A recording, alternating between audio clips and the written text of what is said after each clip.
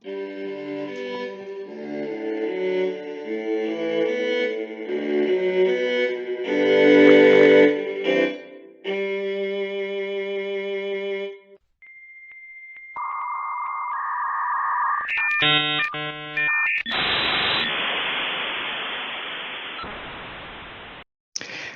bienvenidos a Psicotepec, un podcast dedicado a la divulgación científica y psicológica, y también es libre de gluten, por si ahí tienen problemitas, ¿no?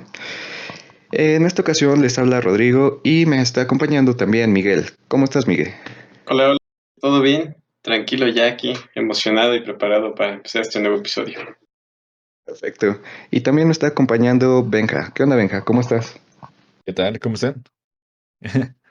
Aquí, bien, Sí, todo. No sé qué decir. existiendo. Existiendo, existiendo mientras todavía podemos existir, ya saben. Ok, perfecto. Pues nosotros vamos a seguir haciendo contenido antes de que Rusia nos borre del planeta. Esperemos que eso no pase, pero el día de hoy les tenemos un par de temas súper interesantes. Son estudios o experimentos que se hicieron, pues bueno, ya tomando un poquito este tema de la guerra. Y vamos a comenzar hablando acerca de un estudio llamado La Tercera Ola. ¿Qué me pueden platicar de él, chicos? Ok. Bueno, pues empiezo yo. La tercera ola.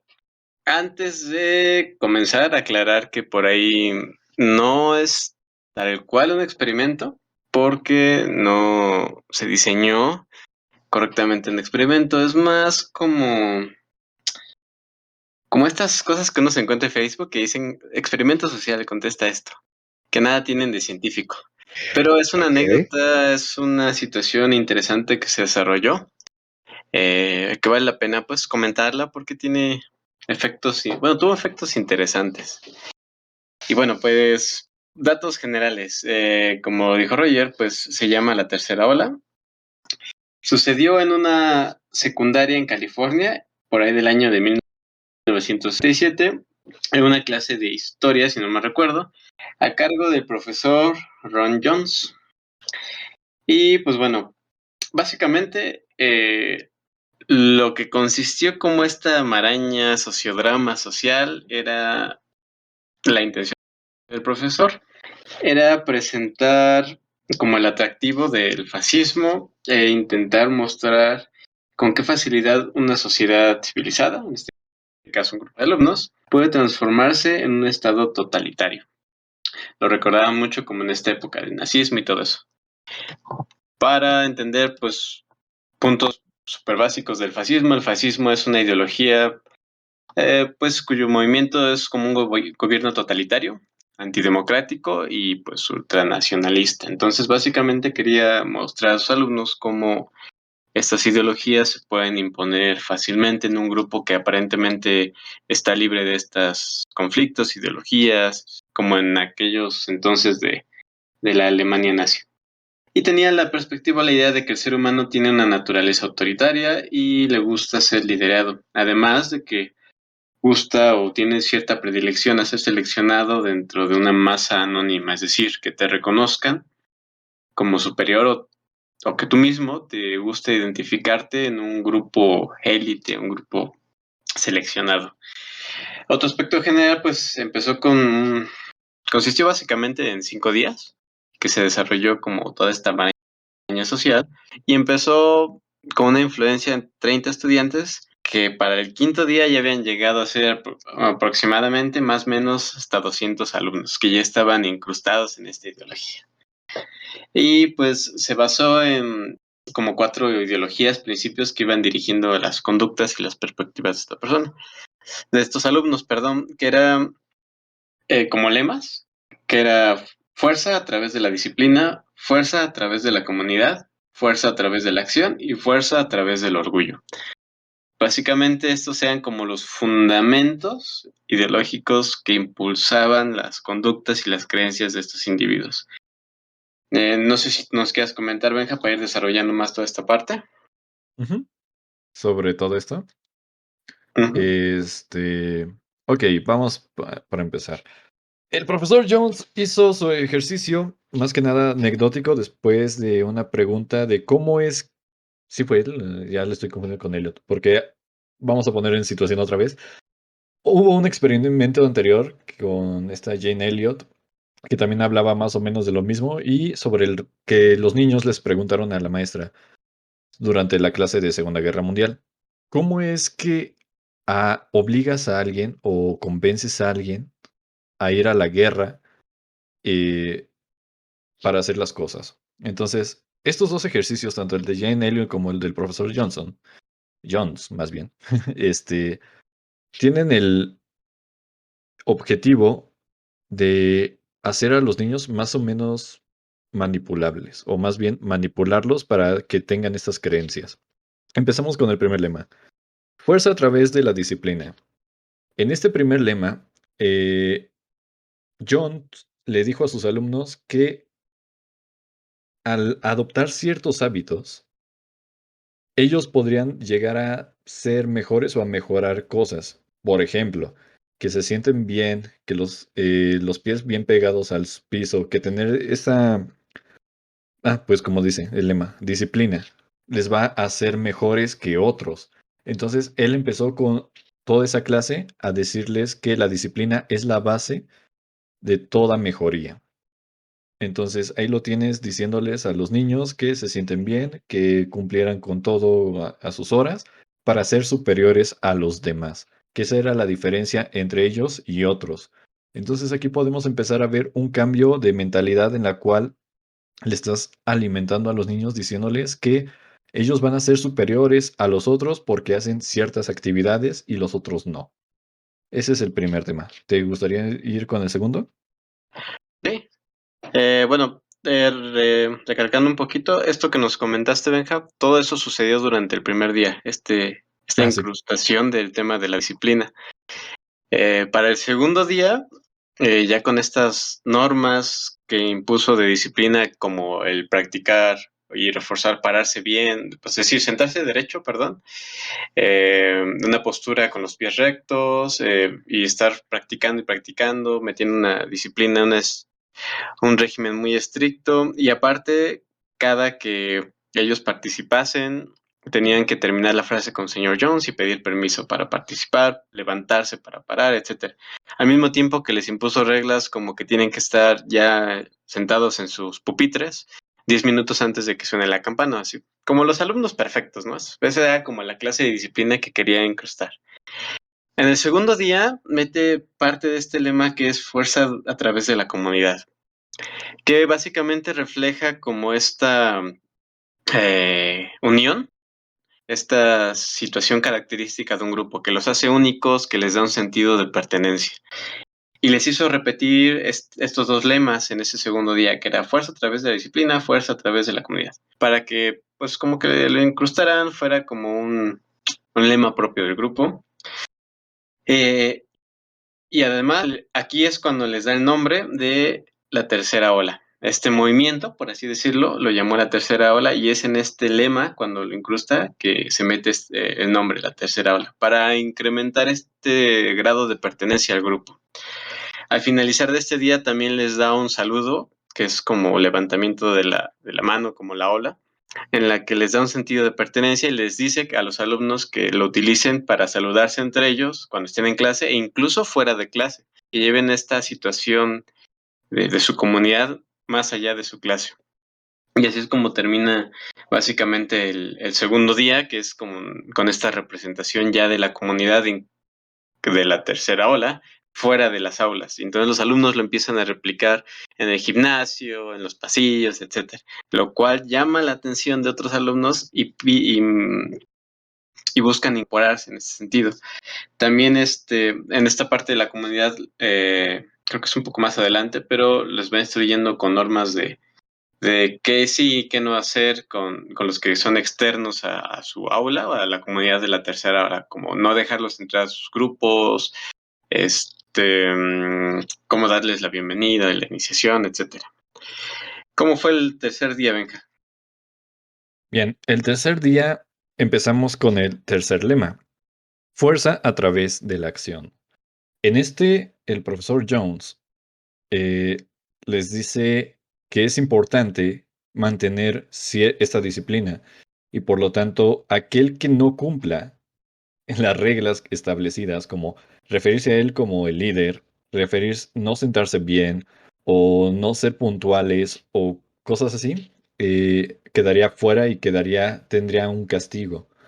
Entonces lo que él hace es colocar como guardias, entre comillas, en las puertas del aula para que ellos estuvieran vigilando que todas las demás reglas que le habían puesto se cumplieran. Ah, como dijo Miguel, alumnos de otros salones empezaban a verlos y decían, ¿quiénes eran estos tipos de la tercera ola? ¿Por qué se comportan así? Porque recordemos, es una escuela, ellos solo es un grupo, un salón. Y pues si tú has ido a una escuela, sabes que los grupos se diferencian por alguna cosa. El grupo A, el grupo B, el grupo C, ¿no? Por ejemplo. Que unos son los latosos, los desmanes, otros son los mataditos, y así, ¿no? Los demás grupos empiezan a ver que este primer grupo, que se llama la tercera ola, son más disciplinados, tienen otras forma de ver o de actuar y quieren unirse. Como empiezan a unirse, el profesor John les dice a los otros, vamos a poner unas reglas de admisión para que este grupo original no se contamine con lo demás y no se desvíe. Vamos a poner unas reglas de admisión y poco a poco van admitiendo a más alumnos al grupo. Esto provoca preocupación en los padres porque los niños que están fuera y que están adentro les dicen sobre la tercera ola y que quién sabe qué, que es lo mejor. Y los padres de los alumnos también se empiezan a preocupar y le llaman al profesor y les dice, no se preocupen, esto solo es un experimento social debido de una duda que dijeron los alumnos de cómo haces a alguien convencerlo de ir a la guerra. Ajá, ¿cómo convences a alguien de ir a la guerra? Entonces, el experimento siguió, pero al tercer día, muchos alumnos ya estaban anexados o bueno, incorporados más de allá del grupo original.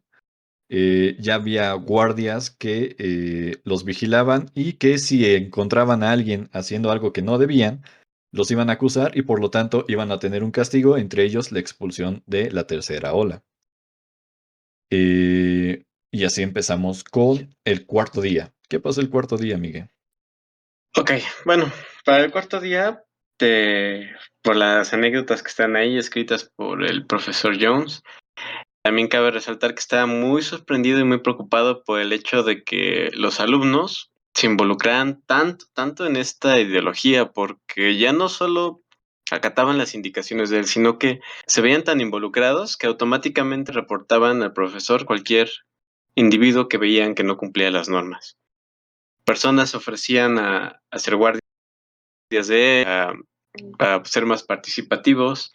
Y como datos curiosos, por ahí agrego también esta parte cuando desarrollan durante estos días, incluso el profesor les da tarjetas, o bueno, como identificaciones únicas que solo los pertenecientes al grupo de la tercera ola pueden tener. Una identificación muy personalizada, ¿no? Lo cual refuerza muchísimo este sentido de pertenencia. Pero bueno, en el cuarto día ya todo está bastante entramado. Y el profesor no se preocupa mucho realmente porque incluso él, por las anécdotas que están por ahí guardadas, él mismo se sentía ya no como un profesor, sino como su líder. O sea, tanta la influencia del ambiente que se generó, que incluso él decía que estaba preocupado porque sentía que se le estaba saliendo las manos. En el sentido de que los alumnos se estaban volviendo completamente totalitaristas, bastante influenciados por toda esta ideología de la tercera ola de ser como una élite, tener una disciplina muy fuerte, tener normas de conductas muy específicas, tener saludos muy específicas y tener hasta cierto grado de superioridad ante los alumnos. En el cuarto día, ante toda esta situación de que el profesor incluso se da cuenta que se le está saliendo de las manos y que incluso los alumnos ya podrían estar perdiendo pues sus conductas normales dentro de la sociedad, ya es más como casi una secta, así de profundo se estaba volviendo todo esto. empieza a idealizar cómo terminar esto, porque no podía terminarlo diciéndoles, bueno, esto fue una broma, esto fue un experimento, ya se acabó todo. Porque había generado una ideología tan profunda en los alumnos que iba a ser muy difícil simplemente decirles, bueno, ya, bájale a tu desmadre, bájale esto, solo era una broma, solo era un juego, te usamos para un experimento y ya. Porque tenía la preocupación de que esto no fuera suficiente para terminar la ideología. Entonces se le ocurre algo que llama Fuerza a través del orgullo, que es el otro lema que básicamente les dice a todos los militantes ya de este casi nuevo partido que esto era un como experimento, como una selección de un presidente, bueno, que estaba a punto de postularse, que era un programa nacional para seleccionar a las personas que estuvieran, a las mejores personas y que aparte que estuvieran dentro del partido. Entonces les inventa que al siguiente día, estamos hablando ahorita del cuarto día, que para el quinto día, ahí mismo en la escuela iba a haber como un meeting político y iban a presentar en video, como videoconferencia, al representante del Partido Nacional de toda esta parte para pues tomar el poder y toda esta cosa. Y lo llama fuerza a través del orgullo porque ya está expandiendo hacia una nación toda esta ideología. Ya no es simplemente nuestro grupo, sino lo está expandiendo. Entonces, al cuarto día sucede todo esto y todo eso con el fin de pues darle término a toda esta parte, porque los alumnos estaban completamente absorbidos en toda la ideología que habían generado acá. Cuéntanos qué pasó para el quinto día, venga. Quinto día. Eh, Jones les dice a los alumnos que este político que está buscando a las mejores personas para hacer un mejor país, va a llegar a la escuela ese viernes y que les va a dar una conferencia a través de la televisión. Les dice la hora y les dice a todos que se junten en el grupo y prendan la tele a esa hora. Llega la hora, hay una televisión en el salón, los alumnos llegan, se sientan, prenden la tele y la tele se mantiene en blanco. Llega la hora y no pasa nada. Sí, pasan los minutos y no pasa nada. Siguen pasando los minutos y sigue sin pasar nada. Los alumnos entonces empiezan a preguntar qué diablos está pasando y por qué no está pasando nada. Eh, los alumnos ya inquietos empiezan a ver hacia los lados, ven la puerta abierta, ven que hay un recreo, que hay otras cosas, hasta que el profesor Jones entra y les dice, ¿qué están esperando? Apagó la tele y em, les empieza a explicar que todo lo que hicieron fue parte de cómo una persona puede manipularlos para que hagan lo que ellos quieran. Cómo una persona puede hacerles creer que son superiores a otros.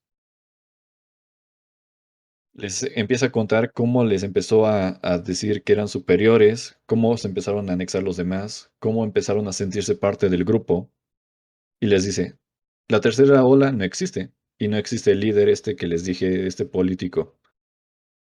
Todo lo que hice solo lo inventé para poder enseñarles el por qué una persona puede ser convencida de ir a la guerra tan fácilmente. Y ustedes en 5 días ya estaban dispuestos a seguir a este líder. Muchos niños se quedan en shock porque dicen, ¿cómo es posible que todo esto que nos contaste durante toda la semana no es posible? No existe. Otros empiezan a llorar porque todo lo que ellos creían de su nación súper nueva, renovados y que serían parte de ella, pues que ya no sería más. Y pues gracias a eso, muchos entienden el por qué una persona perfectamente normal y sana va a la guerra sin ¿cómo decirlo? Sin tener que ser obligada. ¿Cómo se va manipulando a las masas? Algunos de ellos incluso quedan como afectados por esa desilusión. Y también por esto mismo también se cuenta que este tipo de experimentos dejaron de hacerse en las escuelas o este tipo de anécdotas dejaron de prácticas, dejaron de hacerse en las escuelas justamente por los daños que podrían dejar en los niños, el hacerles creer y después desilusionarlos por completo. Este fue el final de la tercera ola. Como se los dijo Miguel, es más que nada un relato que un experimento porque no fue documentado. Simplemente es como el relato de este profesor, de sus alumnos, de los padres de familia, porque realmente no hubo alguien que estuviera tomando nota de qué pasaba cada día, qué pasaba al segundo. Ok, sí les dijimos qué pasaban cada día, pero no tuvo ese rigor que se necesita en un experimento social para contarlo como una investigación. Es famoso, sí, tiene sus fallas, obviamente, porque no fue planificado rigurosamente, pero nos deja en claro varias cosas. Eh, en muchas situaciones nos dicen que para tener un buen grupo debe de haber cohesión, debe de haber pensamiento colectivo, y que todo eso, por lo general, en psicología es bueno para un grupo. Ajá. Pensar por los demás para que el grupo sea mejor y todo, y que el grupo sea mejor. Pero al final podemos ver que también el pensamiento colectivo y la cohesión grupal pueden ser utilizadas para manipular y para cosas no tan positivas en una sociedad. Podemos ver que incluso el autoritarismo puede que dé progreso en cierto momento a un grupo, pero después este autoritarismo puede corromper o puede manipular a todo el grupo para otros objetivos y beneficiarse a sí mismos, como lo hemos visto y lo vemos en política o en cualquier otro ámbito. Entonces, lo que nos deja en claro es que el pensamiento colectivo y la cohesión grupal no simplemente son cosas positivas, sino que también puede haber cosas negativas en ello. ¿Algo que nos quieras comentar más, Miguel, sobre tercera ola? Pues fue una historia bastante curiosa. De hecho, parte también de los comentarios de aquellos que estuvieron involucrados con este régimen nazi en su momento, acabado como el régimen total, caen en cuenta de que no estaban completamente conscientes de esto, sino que estaban impulsados grupalmente por todo este peso de ideología. Incluso algunos se creían que no estaban bajo su completo control. Entonces, esa es como la magnitud en la que se puede llegar a todo este grado de influencia social. Como ya lo repetimos, hubo muchos detalles que descartan esto como un experimento rígido. Sería difícil replicarlo porque pues fue una suerte de contingencias. Igual pudo pasar con un grupo al que no se le podía influenciar tan fácilmente, etcétera. Lo interesante por ahí que encontré en este tipo de anécdotas es que como aspectos positivos, ante esta influencia relativamente positiva, que bien pudo ser direccionada de otra forma para que no cayeran en un fascismo total, es que los alumnos efectivamente cumplían de mejor manera sus labores académicas y más puntualmente. Como comentarios que pone el profesor, también relata que los alumnos participaban de una forma activa, con mayor contraste, diferenciando antes del experimento. Es decir, todos participaban homogéneamente, no era el clásico de los que siempre participan, ahí están participando, sino que ante este impulso de todo el grupo, ante estar pertenecientes a toda esta situación, la participación era más homogénea y más activa. Los alumnos eran más disciplinados, cumplían, atendían y respondían.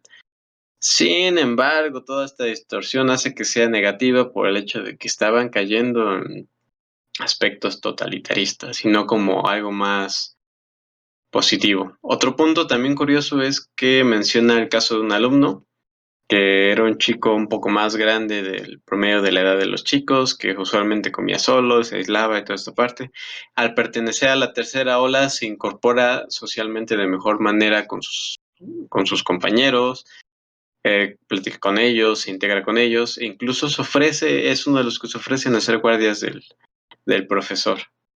Entonces, quitando toda esta parte medio retorcida que sucedió con los alumnos y que algunos quedaron traumatizados, no se sabe, pero bueno.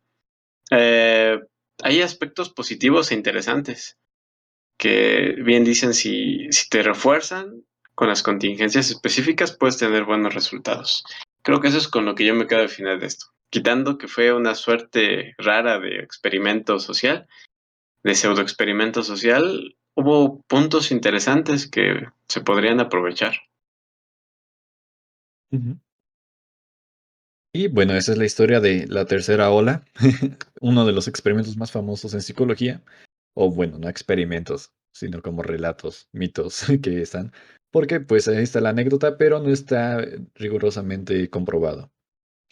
Y traemos un segundo tema también relacionado con ahora que no es que queramos apoyarnos de este tema de la guerra que está actualmente presente. Simplemente este tema lo habíamos planeado y coincidió, literalmente coincidió. Entonces, el siguiente experimento es el de Skinner con las palomas. Roger, ¿nos puedes hablar sobre este experimento? Sí, claro que sí. Pero antes de eso, vamos a poner un poquito de contexto. Ya que tú eres el que tiene más conocimientos en cuanto a historia, Benja, ¿qué pasaba en los años 40? Uf, pasaban muchas cosas. Pasaban muchas cosas. ¿Qué quieren? ¿Que contexto después de la Segunda Guerra Mundial, durante la Segunda Guerra Mundial o todo durante lo que estaba pasando? Un contexto durante los 40 y finales de los 40, inicios de los 50 tal vez. ¿Qué pasaba? Así brevemente, ¿qué pasaba en esas épocas? Vale, estamos hablando de 1940. La época de los 40 la iniciamos con la Segunda Guerra Mundial porque, bueno, inició en 1939. Un año después ya era 40. Entonces, estamos hablando de que las potencias estaban agarrando a golpes, a balazos en todas partes. Eh, Segunda Guerra Mundial termina en 1945 y después de eso surge ¿cómo se llama esta organización de las naciones? Es que no es la Organización de las Naciones Unidas, es otra, la Sociedad de Naciones, para intentar evitar una tercera guerra mundial. Pero en este caso, después de la Segunda Guerra Mundial, se arman dos bloques, como ustedes sabrán, que son uno capitalista y otro comunista, que es el bloque capitalista, Estados Unidos y todos sus aliados europeos, y del otro lado los comunistas con la Unión Soviética y los países que ahorita están en plena guerra, o bueno, en las fronteras de la guerra otra vez. Entonces, tenemos una época que se llama la Guerra Fría, que inicia después de la Segunda Guerra Mundial y después de todos los tratados, en los cuales no hay un enfrentamiento tal cual, pero cada una de las potencias empieza a desarrollar armas y tecnologías por si llegase a desarrollarse una tercera guerra mundial. Entonces, ese es el contexto actual. No sé si también quieres que hable de Elvis Presley y de los Beatles, porque también eran importantes en ese momento. O Creo que con lo que nos diste es más que suficiente. Y justamente llegaste al punto que yo quería comenzar a desarrollar, que justamente es el desarrollo de nuevas tecnologías. Si yo les hablara de que las palomas pudieron haber jugado un papel muy importante en la guerra, ¿me creerían? Probablemente dirían, ah, no juegues, ¿cómo crees que una paloma, no? Pero la realidad es que sí, las palomas pudieron haber jugado una situación muy específica, pudieron haber sido como pilotos. Pero bueno, a ver, vamos enfocándonos, ¿cómo que pilotos? Para esto voy a hablarles un poquito acerca de Skinner. ¿Quién era Skinner? ¿Nos quieres platicar tú algo de Skinner, Miguel? Ok, brevemente, pues Skinner es uno de los, bueno, fundadores del condicionamiento operante, con todos sus estudios. De ahí deviene parte de esta derivación, este experimento de las palomas. Anteriormente ya había hecho experimentos de condicionamiento, que es básicamente un entrenamiento a través de contingencias, es decir, de estímulos específicos para que un organismo haga algo. Entonces Skinner, pues, no sé, cuando uno piensa en quién va a participar en la guerra, luego dicen, ingenieros, físicos, matemáticos, ¿no? Pero eso es lo curioso de este experimento, ¿no? Nunca se imaginaban que por ahí un psicólogo con un experimento así de novedoso pudo haber participado en el desarrollo de una guerra. Ah, es correcto. Entonces llega Skinner y Skinner llega con sus palomas y llega con los militares de Estados Unidos. Señores militares, aquí le traigo mis palomas, denme mucho sucio dinero. Y sí, efectivamente, todos se rieron de él y todos le dijeron, no, ¿cómo crees? Posteriormente, Skinner pues no se da por vencido y sigue mostrándole su proyecto a nuevas áreas de la industria militar. Y sí, todo el mundo le dijo, no, gracias. Pero después llega al sector privado. En el sector privado se encuentra con una industria o con una empresa, mejor dicho, que se dedicaba justamente a esto, al desarrollo de nuevas tecnologías para vendérsela a la milicia. Ellos les dicen, va, cámara, sí creemos en tu proyecto, pero platícanos un poquito más del proyecto.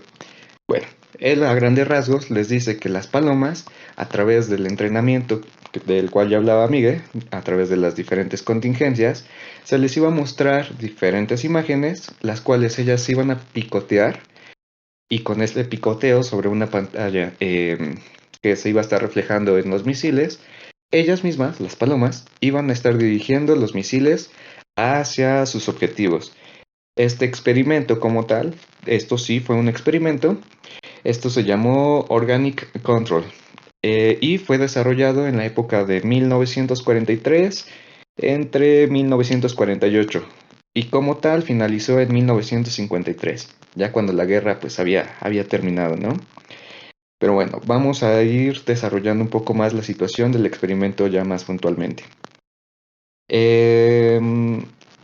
Skinner, al conocer cómo funcionaba la situación de los condicionamientos, es decir, él conocía que un ser podía ser entrenado para que emitiera una conducta específica. En esto se basó básicamente para desarrollar pues, a sus palomas kamikazes. De hecho, los japoneses hicieron lo mismo, pero lo hicieron con personas. Pues Skinner, su idea era hacerlo con palomas. Bueno, en fin. ¿Cómo era esto? ¿Cómo lo desarrollaban? Skinner básicamente metió a palomas dentro de algunos misiles, pero no eran unos misiles tal cual, como les decía, tenían algunas pantallas. Estas pantallas reflejaban lo que se veía hacia el frente. Estos misiles debían de ser lanzados a una distancia no menor de 600 metros, si no estoy mal. Y bueno, las palomas iban a estar picoteando pequeños agujeritos. Estos agujeritos iban a estar reflejando lo que tenían al frente. Por supuesto, las palomas no solo fueron entrenadas para dirigirse hacia barcos. Por ejemplo, estaban entrenadas para picotear cuando hubieran tanques, cuando hubieran aviones, cuando hubieran barcos, cuando hubieran personas. En fin, era una gama bastante amplia las contingencias que se le estaban entrenando a estas palomas. Am, bueno, para esto se utilizó un proyectil, como les decía, bastante grande, en el cual se le denominó a este proyectil pelícano, pues que, pues bueno, se asemejaba un poquito a la cabeza de los pelícanos. Ya desarrolló este proyecto y nuevamente Skinner se lo llevó a los militares de Estados Unidos, a lo cual le dijeron, no juegues, de nuevo tú, ya por favor que alguien saque al señor con las palomas. Eh, Entonces, nuevamente lo batearon prácticamente, pero le dijeron, bueno, si me demuestras que tus palomas pueden dirigir un misil, igual y te apoyamos. A lo cual, las palomas lo hicieron. Tuvo una junta con diferentes directivos del área armada de Estados Unidos y sus palomas pudieron dirigir un misil. Él les mostró cómo lo podían dirigir. Entonces los militares le dijeron, va, ok, sí te apoyamos, sí te compramos tu proyecto y sí te vamos a dar dinero. No va a ser mucho, pero te vamos a dar dinero. Para esto, varios militares estaban de acuerdo, excepto uno de los científicos no estaba muy de acuerdo, porque él decía que una paloma, una simple paloma, podía fallar. Y si fallaba, estábamos hablando de que se iba a perder un misil. Y ya sabes, como que perder misiles no está chido. Entonces dijo, una paloma no es suficiente. A lo que Skinner entonces decidió meter a 3 palomas. Decidió meter a estas 3 palomas en un solo misil. Ahora las palomas tenían que trabajar en equipo y se les fue condicionando para que todas, a su vez, estuvieran picoteando el mismo objetivo. Si una se distraía, no importa, porque estaban las otras dos, las cuales iban a estar dirigiendo este misil.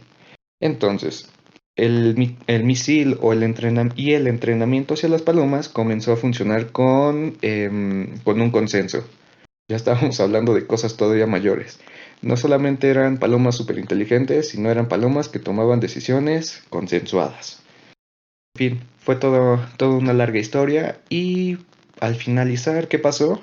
Que básicamente le dijeron, pues no, señor, gracias, no nos interesa mucho su proyecto y pensamos que las palomas están mejor siendo libres que siendo conductores de misiles. A grandes rasgos, esto es el experimento de las palomas, las cuales pudieron haber sido, las cuales pudieron haber sido conductores de misiles. ¿Algo más que quieran agregar, chicos? Mm, Yo solo que el proyecto con el que llamaron esto es Pigeon. Pigeon. Ajá. Se llama el proyecto Pigeon.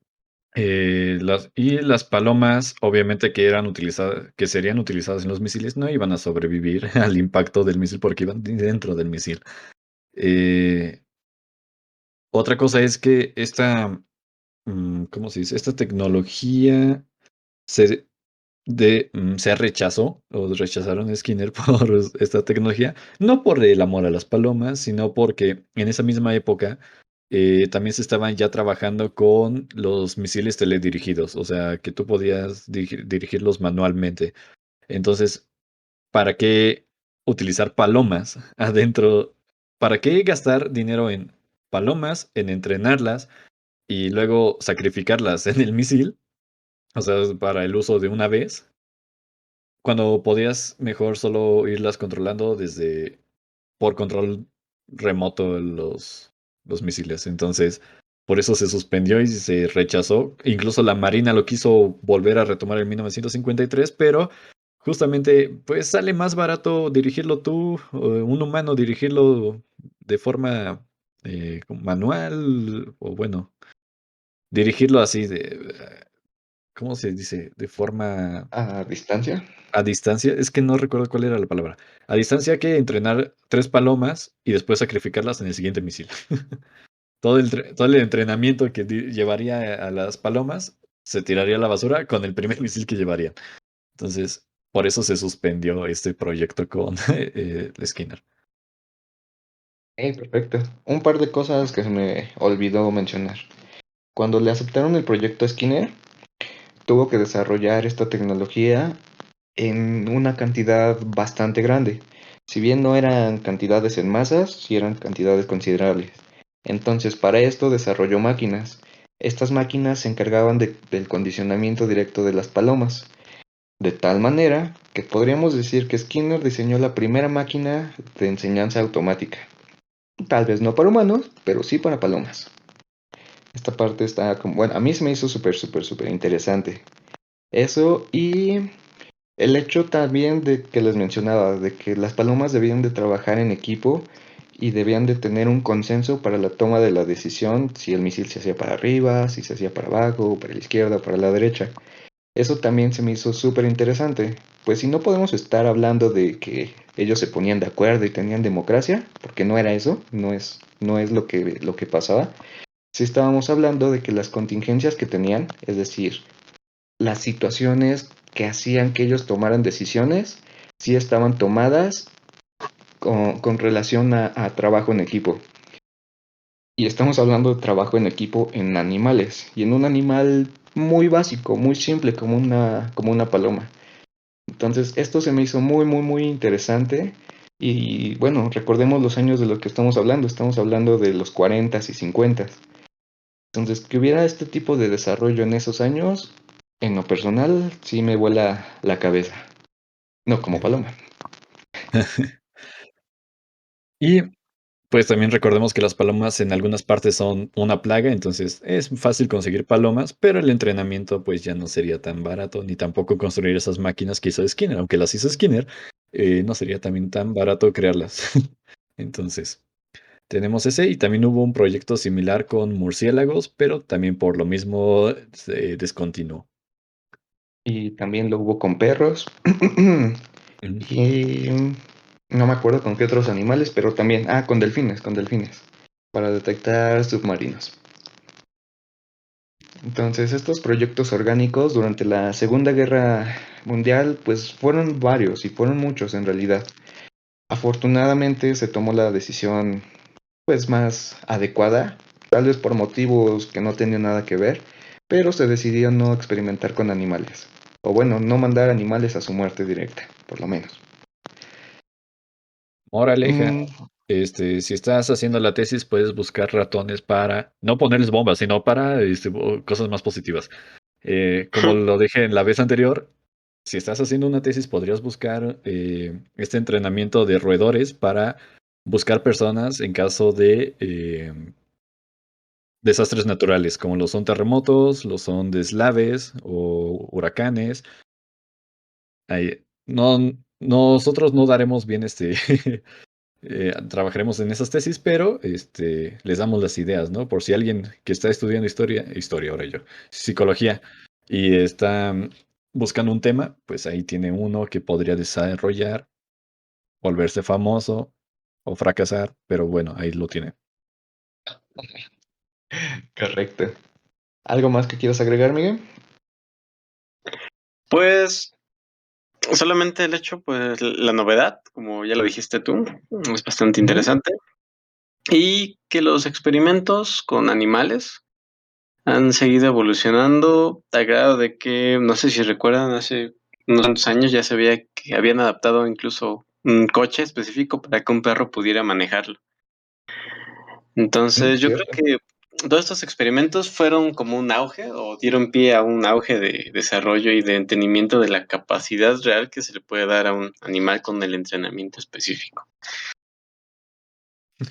Pero en el caso del perro, yo creo que va a pasar a la historia igual que este de Palomas, ¿no? O sea, donde ya hay autos conduciéndose solos, ¿para qué vas a querer un perro conduciendo? Sí, ya en el día de hoy pues ya se sobrepasó, como en aquel entonces cuando lanzaron un chimpancé al espacio y un perro al espacio, porque pues no querían arriesgar vidas humanas, pero ahora la idea no es como vamos a lanzar animales, sino ir las personas o desarrollar la tecnología para hacerlo remoto.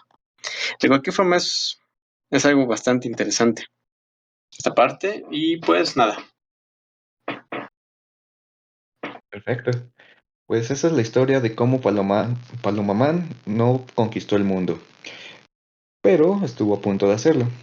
Más bien de cómo Palomamán no destruyó el mundo. Rayos. Se fue muy triste con sus palomas. Y no, no era Tesla, era Skinner, recuerden.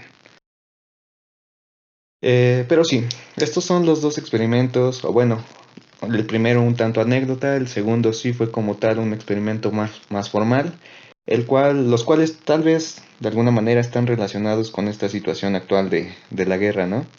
Pero lo que nos queda, o lo que me queda por decirles es que la ciencia siempre se va a poder utilizar para muchas cosas, pero debemos de utilizarla siempre para el bien. No nos van a decir cómo utilizarla. Nadie va a llegar y te va a decir, no, no hagas esto, o no, no experimentes con esto, porque no es así.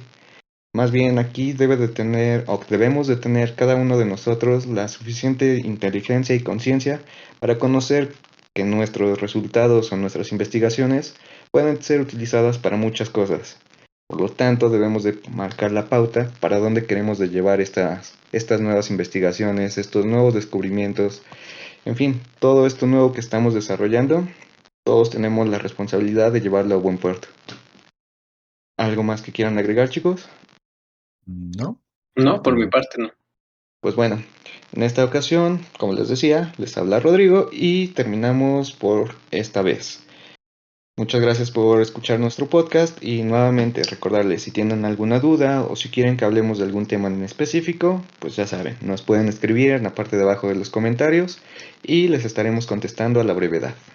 Tengan buena noche, nos vemos. Bye. hasta luego.